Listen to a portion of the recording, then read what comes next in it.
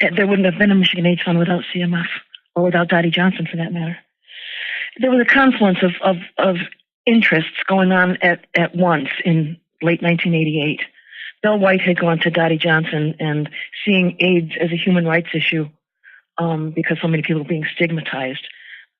He wanted to do something about it, but he didn't want to be known to be doing anything about it because Mott doesn't fund health projects. And so he had gone to Dottie wondering if she couldn't drum up support for something to go on in Flint. At the same time, I had gone to Dottie to say, this awful thing is going on all over the country and it's in Michigan too. Can't Michigan foundations do something about this, address this issue? And then 7 of us got together through the auspices of CMF. We had kind of a Grant Makers in Health / Michigan, the Detroit Neurological Foundation, Kellogg, Kresge, Metro Health, Blue Cross, Mott, Rotary Charities. And we all got together and kind of had a meeting of Grant Makers in Health / Michigan. And all of us realized, wait a minute, none of us has even received a proposal for anything about AIDS. And, it was a huge deal at that point.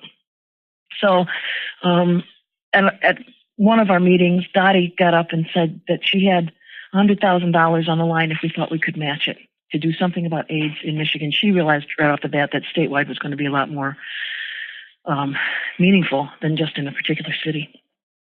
And so she wondered if anybody had fire in their belly for that, and I leapt to my feet.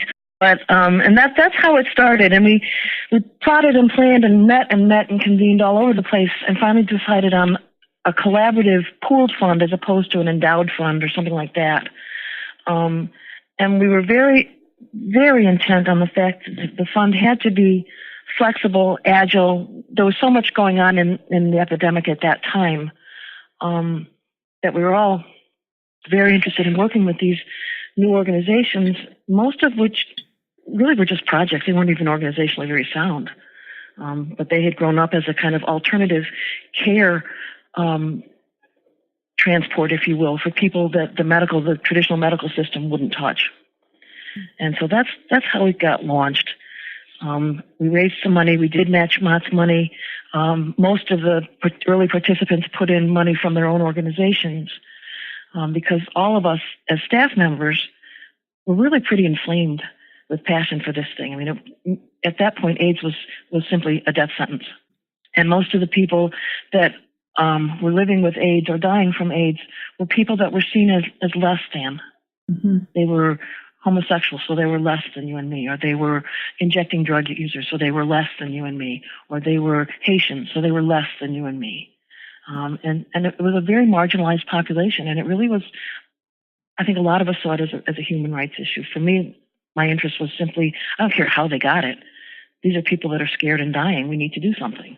And I think a lot of us felt that way. And we were able to translate that passion to our boards. I was not successful. Kresge never did put in a dime. But I did get them to give me release time to staff the startup of the thing. I had 1/3 of my time off to staff it.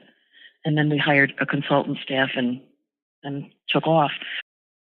We started as a committee. We had to be approved, if you will, as a committee of CMF, the Michigan AIDS Fund Committee, a service to members to provide an outlet for any foundations interested in funding AIDS. Because most of them, again, realizing this is a highly stigmatized thing, most of them didn't really want their names on an AIDS project. And so giving through the Michigan AIDS Fund Committee would be a nice anonymous way to participate if they felt so inclined. We were given a 5-year lease on life in that mode, but that was in 1990. By 93, I think Leonard Smith was maybe chairman of CMF at that point. He decided to recreate us as a supporting organization. That was the same time that the Community Foundation Youth Project was going on. And so he was making these 2 supporting organizations under the auspices of CMF because that would really give us more independence. We would indeed have to be approved by the board of CMF as a supporting organization, and there was some question about that because there were some very vocal board members that really didn't like the fact that we were doing this.